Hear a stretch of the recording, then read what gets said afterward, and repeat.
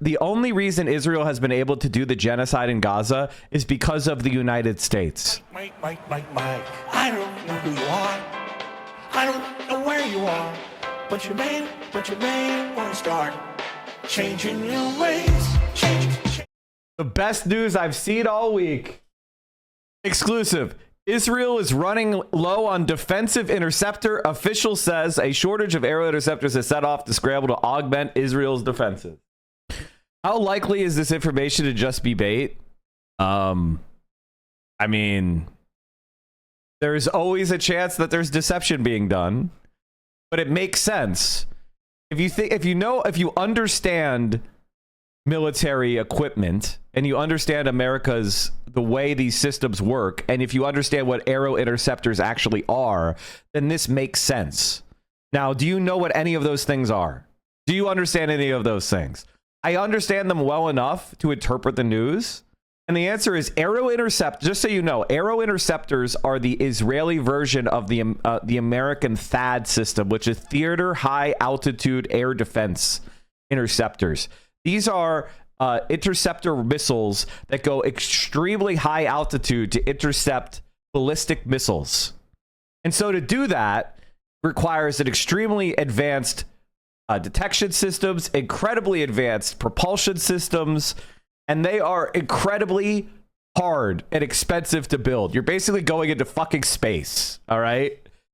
And so launching into space is extremely expensive, especially when you're trying to intercept another rocket. So aero interceptors are extremely expensive and hard to make. So it makes sense that Israel is running low. This was just posted by the Wall Street Journal.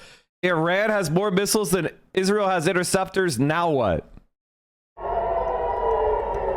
For days, Israel's defenses have largely held up against Iran's missile attacks. I like this title better than mine. But there's a growing concern that Israel is burning through its defensive weapons.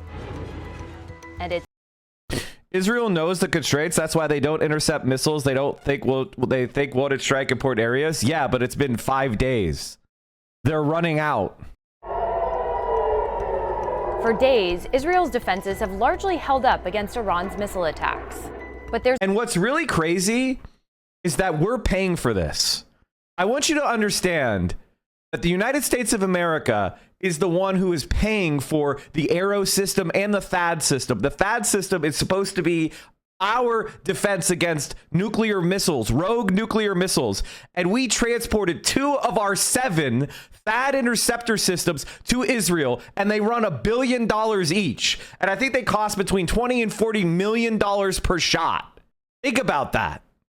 There's a growing concern that Israel is burning through its defensive weapons. And its Arrow interceptors, which play a key role in taking out Iran's ballistic missiles, are in short supply, according to a U.S. official. The United States, which has been helping Israel shoot down threats, is also expending its munitions. The U.S. official and analysts familiar with the numbers say that Iran has more missiles than Israel and the U.S. have interceptors. Israel and the U.S. have interceptors. Israel and the U.S. have interceptors. And we're playing a game where we're shooting a $20 million interceptor or $40 million interceptor against a, say, $200,000 rocket. We are getting absolutely owned. Raising concerns about Israel's ability to defend itself long term. So here's what the interceptor. Why are there only 7? It seems beneficial to have more. Why aren't there more billion-dollar ultra high altitude interceptors? Well, the answer is diminishing returns.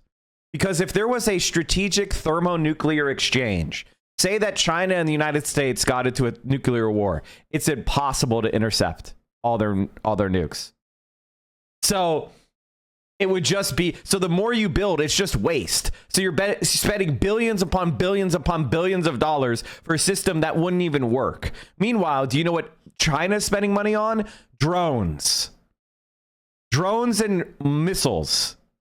So instead of overspending on these defensive Star Wars era technologies that have a 50% interception rate, you just spend that same money on building massive amounts of launchers and missiles and drones. And so you will have the advantage in a conflict. That's why we don't buy more of them, because they're a complete waste of fucking money. Do you know what's the best way to avoid war, not spending so much on fucking war. All means for Israel, its allies, and the broader Middle East. Israel uses different systems to provide a multi-layered defense of its airspace. The Arrow 3 is considered the crown jewel of this network. With a range of about 1,500 miles, the Arrow 3 is used to counter long-range ballistic missiles, including those that fly above the Earth's atmosphere. Arrow 3 has been critical in countering attacks from Iran and Yemen, and it can intercept threats before they cross into Israel's airspace. The Arrow 2, an older version of the system, is also used to intercept short to medium-range ballistic missiles.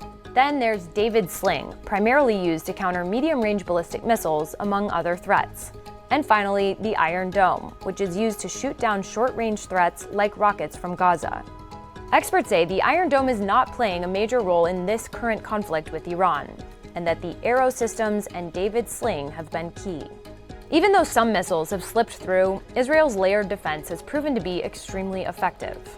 Israel says its interception rate for ballistic... By the way, they're not explaining... This is... I hate the mainstream media. They're so bad at this. The United States also has Aegis destroyers and our the THAAD system that we have sent to... We're in this war. We have sent them to Israel. We're sitting there intercepting rockets as well. And Aegis destroyers are... let me just pull it up for you real quick, chat. Aegis destroyers are have ballistic missile defenses as well. So the Aegis BMD, ballistic missile defense capabilities, are being developed as part of NATO missile defense system. So we have these like destroyers or guided missile cruisers that fire extremely expensive interceptor rockets as well. That's what you saw at the beginning of the video. They showed the U.S. is firing from ships. Missiles is about 90%, and of the 370 missiles fired by Iran in recent days, about 30 have made an impact as of June 17th. But as Tom Carrico, the director of the Missile Defense Project at CSIS, put it to me, the capability is not the question, it's the capacity that matters. And capacity could be a huge problem, because arrows play a key role in shooting down not just Iran's ballistic missiles, but also threats from Iranian proxy groups like the Houthis in Yemen. In a statement, the Israeli Defense Forces said, "The IDF is prepared and ready to handle any scenario. Unfortunately, we are unable to comment on matters related to munitions." Israel doesn't talk about how many interceptors it has, because if its enemies knew that number, they would know how many missiles to fire at the country. The company that makes the Arrow interceptors, IAI, did not respond to requests for comment. Back in December, Israel's defense ministry struck a deal with IAI to make more Arrow 3 interceptors. However, the Arrows are complex missiles that cost more than $2 million apiece and take time to produce. Analysts say, in general, defensive weapons are harder and more expensive to make than offensive weapons because they have to be more sophisticated and more precise than the missiles they're designed to take out. Plus, in some cases, you have to fire several interceptors in order to neutralize a missile. That's why Israel has been focused on taking out Iran's missile and drone capabilities on the ground. Yeah, that's why they've been... Exactly. That's why they attacked. Because they don't have the capability to withstand a counterstrike. And the truth about the situation is that Israel has practiced one of the key strategies for a militarily inferior force to win a war. And love or hate Israel, and I hate Israel, they have done it masterfully, which is called defeat in detail. Defeat in detail means that when you are outnumbered, what you do is you concentrate your forces and you go on the offense against a superior enemy who has to defend a large amount of territory, and you defeat their defensive forces and you get local superiority. And that's what Israel has done. They fought Gaza alone, then they fought Hezbollah alone, then they were fighting the Houthis alone, and Iran remained hanging back. And because the so-called axis of resistance was not actually committed to each other's defenses, it has led to Israel being able to target each one individually and take each one individually out, or reduce or degrade their capability tremendously. And a lot of this has to do with the fact that Iran did not recognize that Israel was going down this strategy and did not counter it. If Iran had coordinated with Hezbollah and Hamas and the Houthis to fully attack Israel all at once, and Israel would not have been able to do what it has been successfully able to do. Now, the reason why the Iranians didn't do that is because they were worried that the United States of America would enter the war on Israel's side. And they very may well have done that. So maybe Iran's strategy wasn't wrong. But the reason why Israel has been able to see the successes it's had is because it has isolated each individual element and focused on them in sequence. And now they're on Iran. Its aerial campaign. The IDF says it has dismantled more than 1/3 of Iran's missile launchers. But Iran has still been able to launch volleys of missiles at Israel. The United States, aware of Israel's interceptor capacity issues for months, has been augmenting the country's defenses. We are full of gratitude and thanks for the defensive systems that the United States has put in play. There's the ground. But the only reason, okay, we're finally getting into it. The only reason Israel has been able to do the genocide in Gaza is because of the United States. I'll say that one more time. It's not that we're just giving them money. It's not just that we're protecting them at the UN. We are actively fighting in the war. We are giving them intelligence we collect. We're spying on their targets. We are flying drones to give them aerial reconnaissance. We are actually intercepting anybody who fights back against Israel. We're attacking the Houthis in Yemen. Like, we are in this war, and we have been in this war since day one. We are also perpetuators of the genocide. There is no gap between us and Israel. I think a lot of the anger at Israel is a fact that people are not reckoning with the content of the, they're not reckoning, excuse me.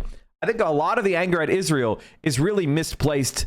It should be anger at the United States as well. People are so intense in their hatred of Israel. Meanwhile, the United States is doing all the same shit. Our hands are just as bloody. And that includes both parties, Democrats and Republicans, with few exceptions, like AOC and Zohran Mamdani. Mamdani, get it right. You have to get it right, chat. Except for those few exceptions, most Democrats have either been silent or outright supportive of the U.S. doing this genocide. Let's learn about the THAAD system. Based THAAD system, which can intercept missiles inside or outside the atmosphere, and the U.S. has sent Navy ships into the region, which can counter missiles with SM-2, SM-3, and SM-6 interceptors. Plus, fighter jets can shoot down drones, missiles, and other threats. And I can say with authority that they have saved hundreds, perhaps thousands of lives over the past 4 days since Iran has been firing these ballistic missiles into our population centers. So there you have it, chat. Without the United States, Israel would be suffering severe consequences from their war of aggression. And it is the United States that is giving Netanyahu the capacity to continue this aggression because we're shielding Israel from the retaliation for their aggression. So we are part of this. But U.S. interceptors aren't unlimited either. For example, defense documents show that the U.S. has only procured about 600 THAAD interceptors to date. So what does all of this mean for the current conflict in the Middle East? They're 15 million per. Remember, Iran cannot have a nuclear weapon. It's very simple. Analysts say that whatever happens, officials need to act fast to end the war because the U.S. and Israel can't afford to sit and intercept missiles for an extended period of time. And that, ladies and gentlemen, is why they are trying to get a ceasefire with Iran. The reason why is because eventually these interceptors are going to run out. And the capacity to replace them is not there. So they're desperately trying to destroy Iran's capability to fire these missiles before the missiles run out. Israel is running low on defensive aerial interceptors, according to a U.S. official, raising concern about the country's ability to counter long-range ballistic missiles from Iran if the conflict isn't resolved soon. The U.S. has been aware of the capacity problems for months, the official said, and Washington has been augmenting Israel's defenses with systems on the ground, on sea, and in the air. Since the conflict escalated in June, the Pentagon has sent more missile defense assets into the region, and now there is concern about U.S. burning through interceptors as well. Neither the U.S. nor the Israelis can continue to sit and intercept missiles all day, said Tom Carrico, director of the Missile Defense Project at the Center for Strategic and International Studies. The Israelis and their friends need to move with all deliberate haste to do whatever needs to be done because we cannot afford to sit and play catch. Changing your ways, change your ways. We're changing your name, change